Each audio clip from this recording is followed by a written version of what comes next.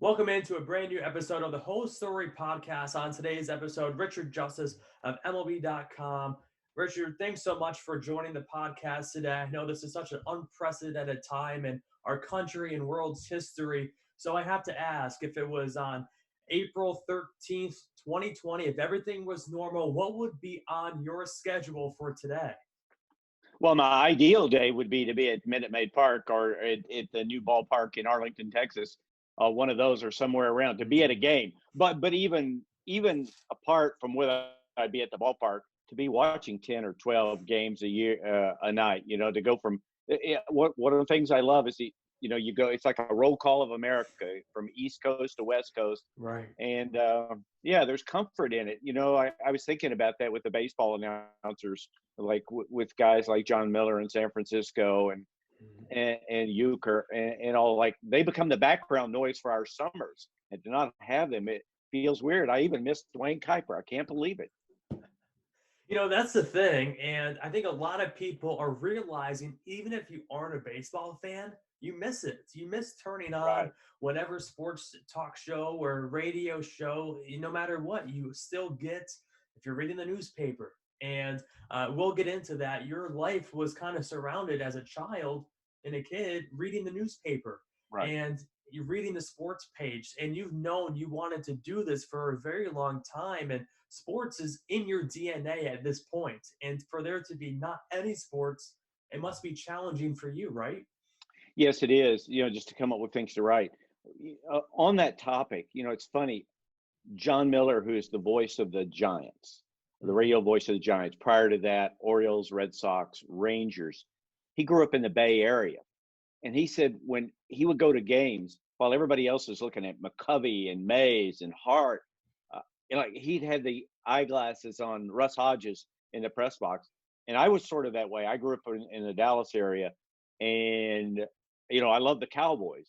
Mm-hmm. But what I really loved was the coverage of the Cowboys. And like when I met Don Meredith, big deal. But when I met the sports writers, Blackie Sherrod, Steve Perkins, Frank Luxon, those guys in the Dallas who were the voices who covered the Cowboys, that was really a big deal to me. And that's when I knew I wanted to do it. Mm-hmm. You kind of got But to let me to answer your question. Yeah. Like, I think a lot of it's passing the time of the day. I've watched too many documentaries, and it's coming up. MLB is still alive and well, and we're trying to come up. Our challenge every day is to come up with content. We're going to have a big, robust Jackie Robinson package on Wednesday. I've been doing these things like all-time MVP team, all-time Rookie of the Year team, things like that. Just try to have some content that people, will keep people a little bit engaged with the sport. Mm-hmm. Richard, take me back to 1974. You landed an internship where you got to really work with your idols, the writers that you looked up to, with the Dallas Times Herald. What was the biggest thing that you took away from that internship back in 1974?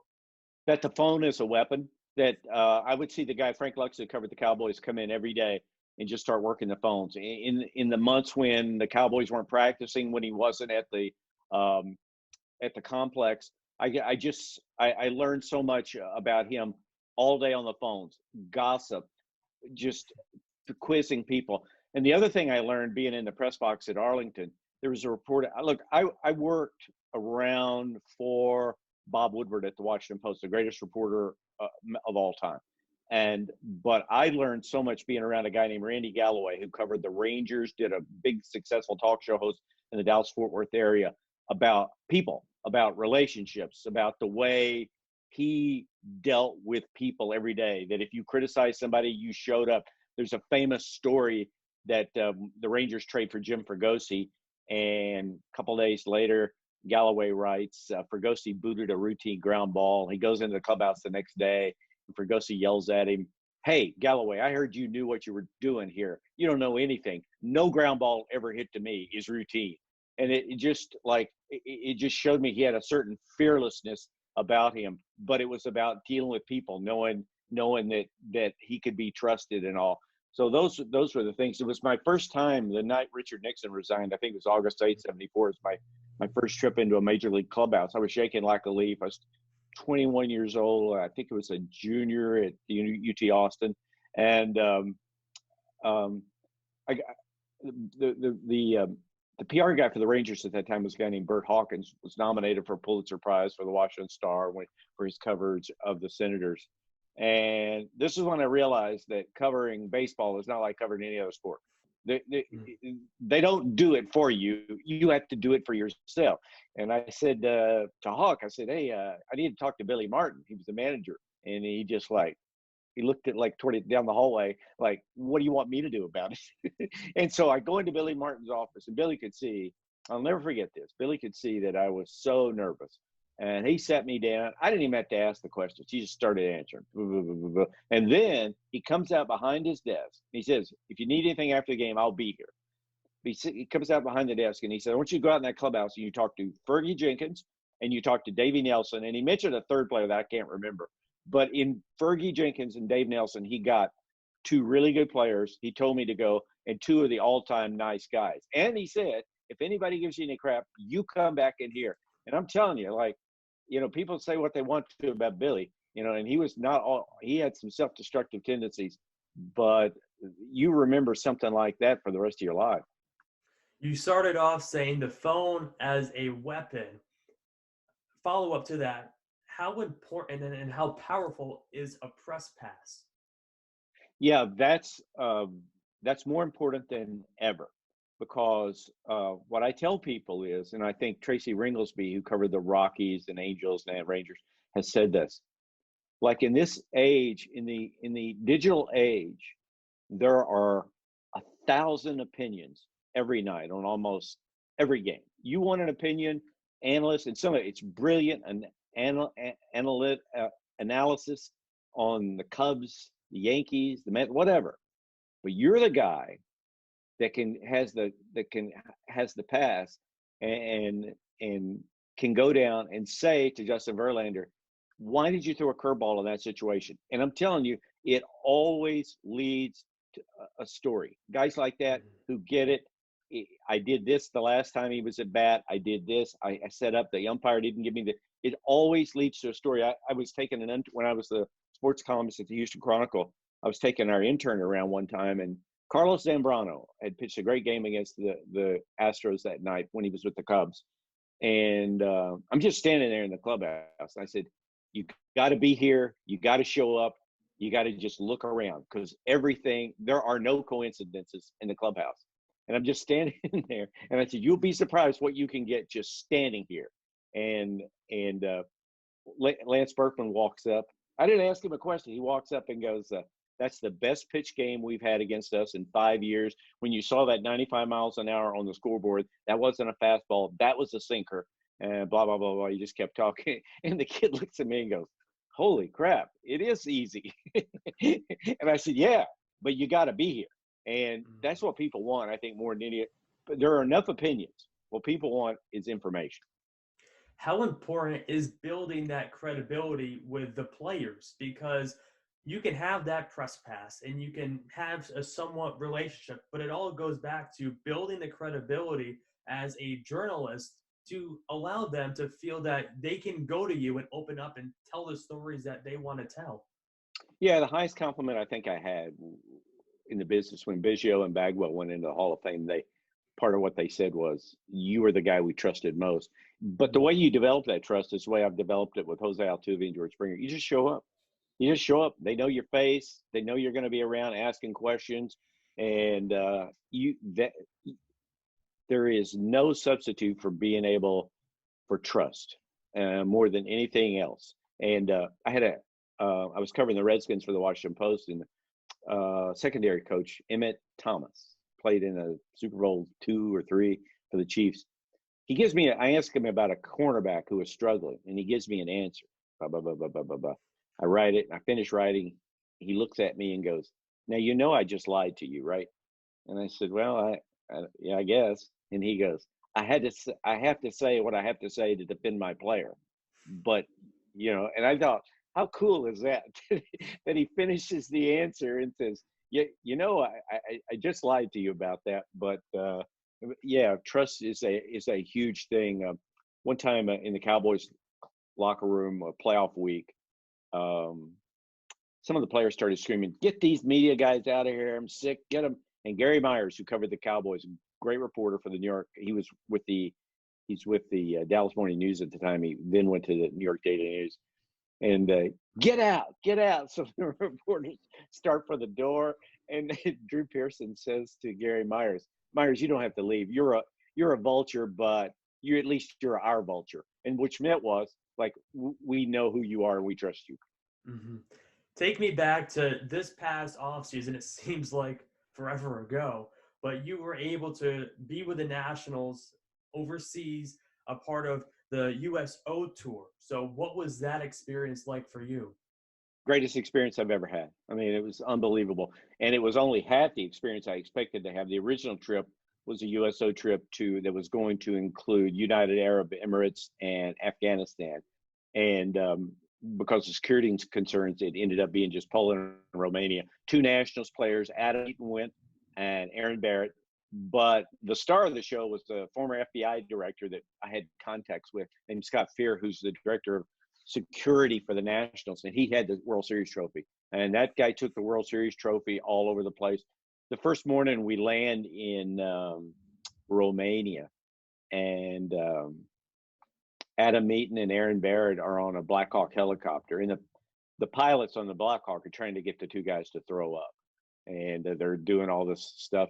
And Adam Eaton, is a tough little guy, and he gets off the helicopter and he runs and he goes, "Give me the trophy. I'm taking the trophy in here." They think I'm going to show them. And they took the trophy, and the trophy, it was a comedians. Matt Walsh, who's on the show Veep, was on the trip.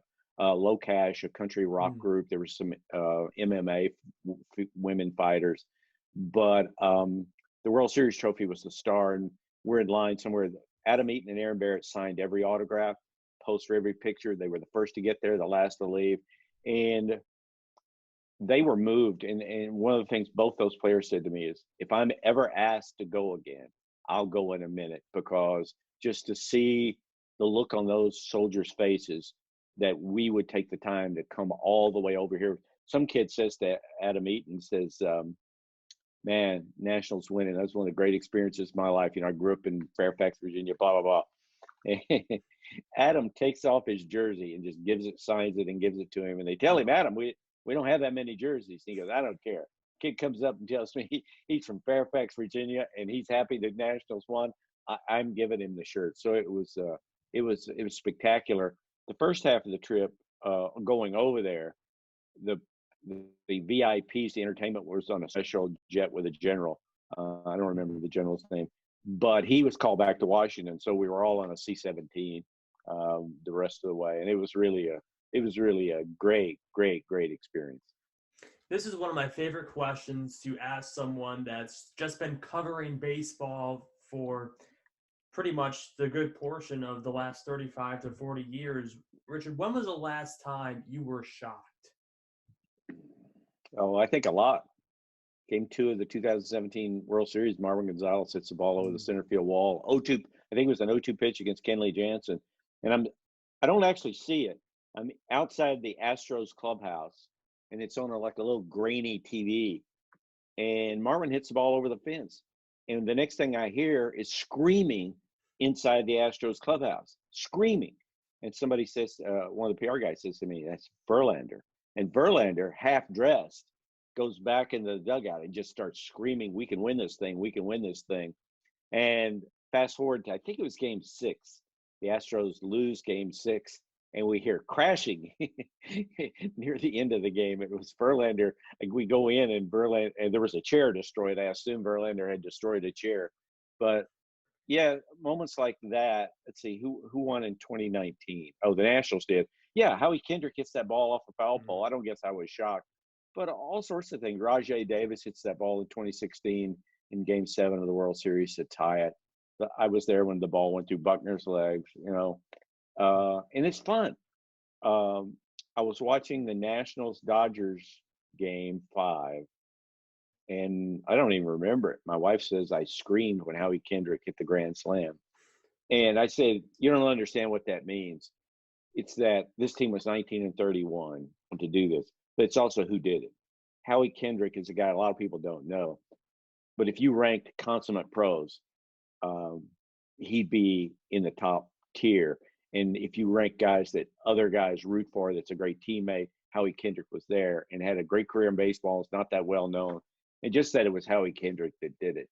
That was cool. So I think that's what we love about it, is that every night, I think there was a game this year, the Nationals, last season, Nationals rally from 7 down to win or something like that. And it's just a game in June, and you're not going to remember it for 2 days, and yet you're there. You're as excited as a World Series game. That's why we love it.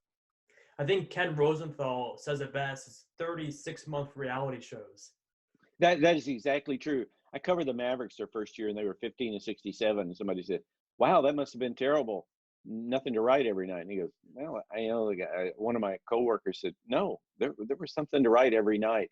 There is a story every single night, and I don't care if your team is 20-60 or 60-20. There's something interesting going on." And that's the thing about baseball and the media.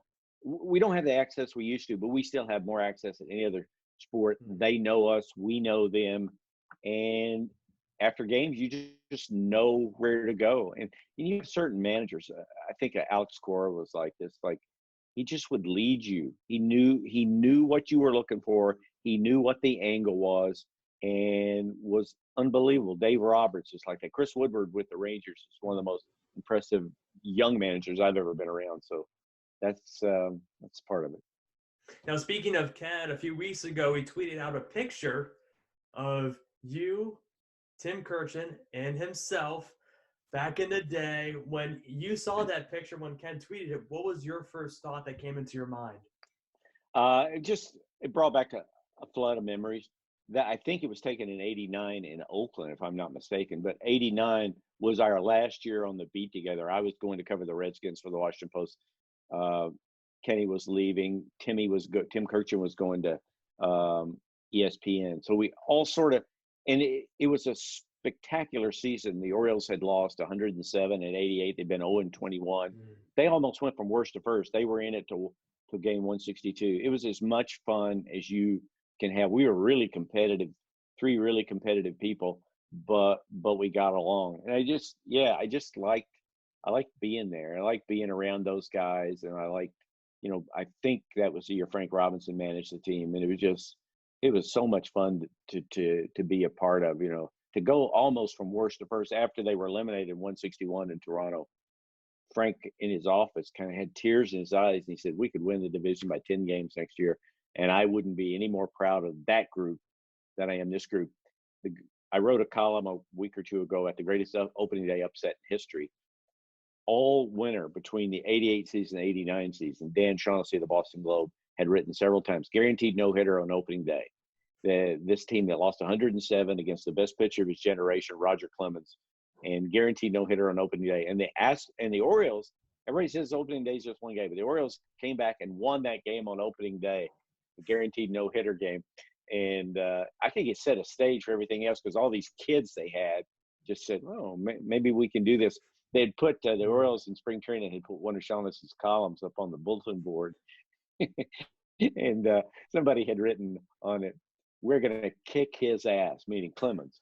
And somebody else had come along and written on the bottom, "Unless he's got his good stuff."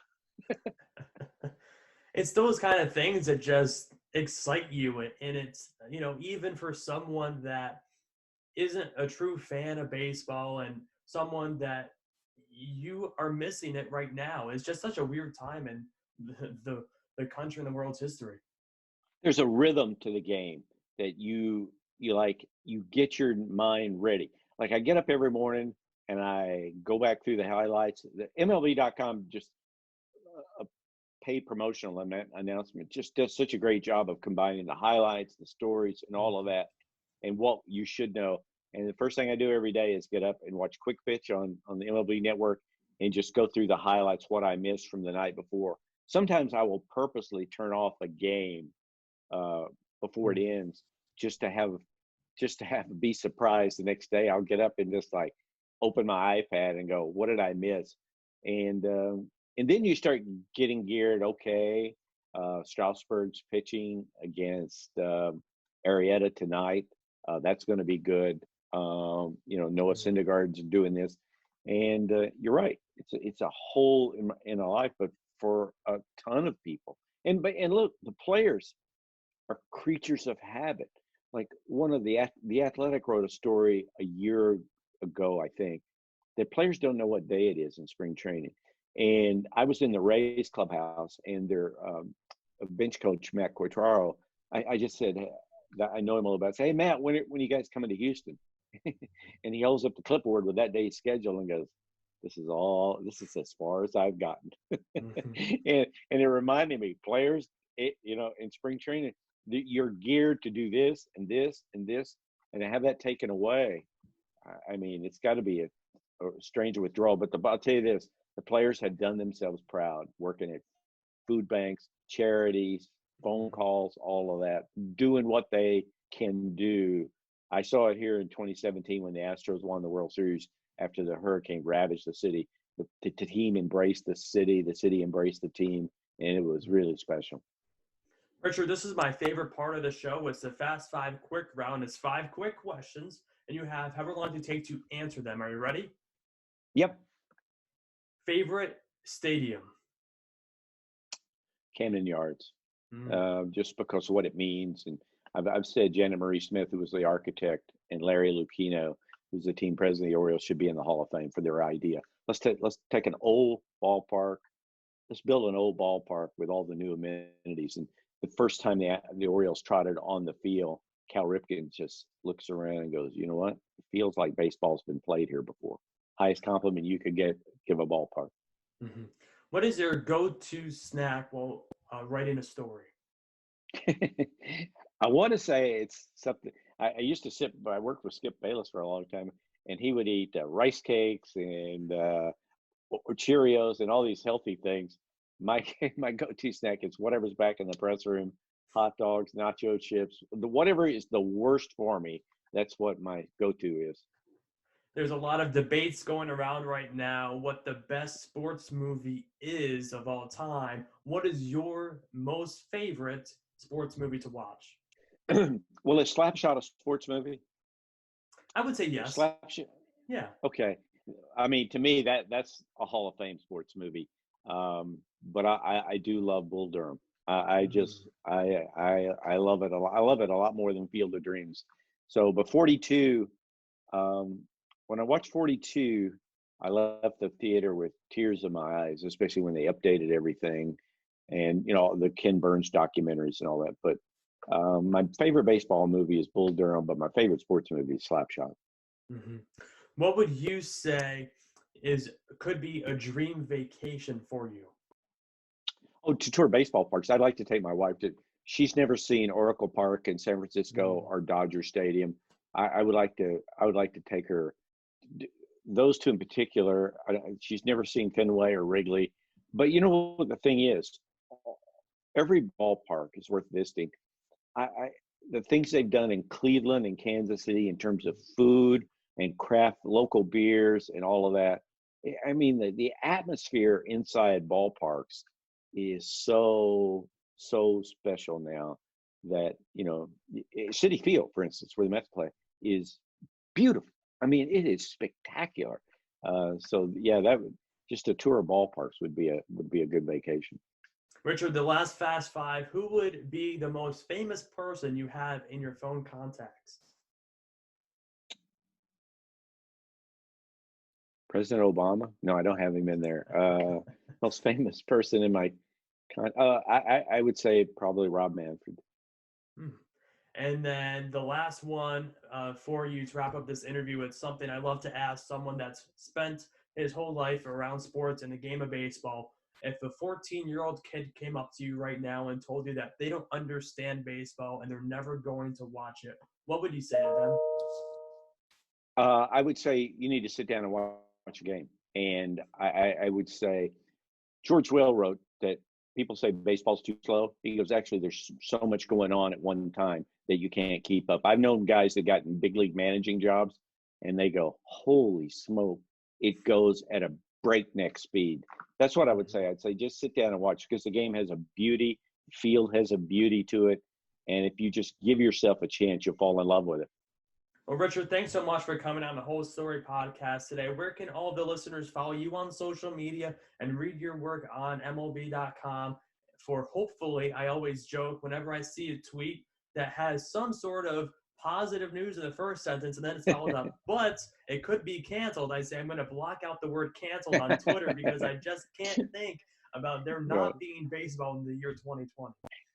Yeah, I don't want any buts, but I'm on Twitter at Richard Justice, one word. So thank you for having me, Alex.